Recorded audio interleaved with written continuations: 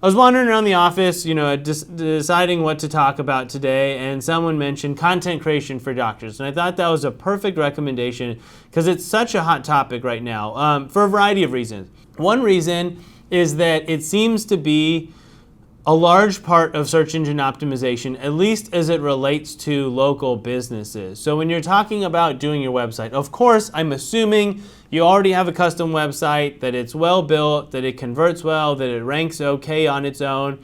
You've got active social media, you've got good reviews. I know that's a lot to assume, and if you're one of our clients, that should all be taken care of for you. But once you do those things, the question then is, okay, now how do I rank better? Or how do I get to the top of Google? Or what are the keys to optimizing my website for the search engines? And when you're talking about these small margins, if you have 3 or 4 doctors all doing something really well, let's say chiropractors, there's 3 or 4 local chiropractors, and you've maxed out in those 3 basic areas, how is Google distinguishing, how are visitors distinguishing between whether they're going to visit, who they're going to visit first, second, third, who they're going to call first?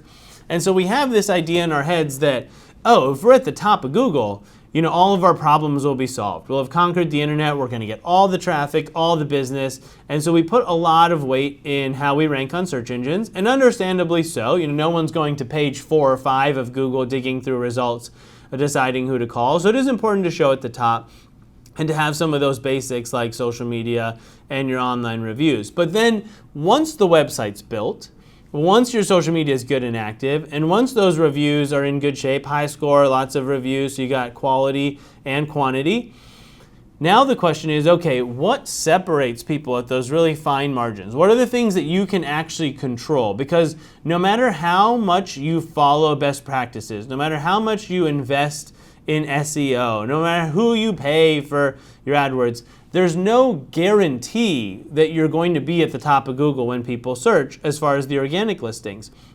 You can only do the things that you think you need to do and kind of hope for the best. And this is what makes this industry so frustrating for a lot of people. But of course, there are ways to stack the deck in your favor, and there are ways to win more often than you lose. And that's what we consider when we look at SEO and how your search engine optimization is going in your rankings, is we're looking at a much more holistic approach. We're not just typing in veterinarian near you and seeing that you're number 1 and calling it a day. I mean, that's great. That's what everyone's striving for, but there's so much more to it than that.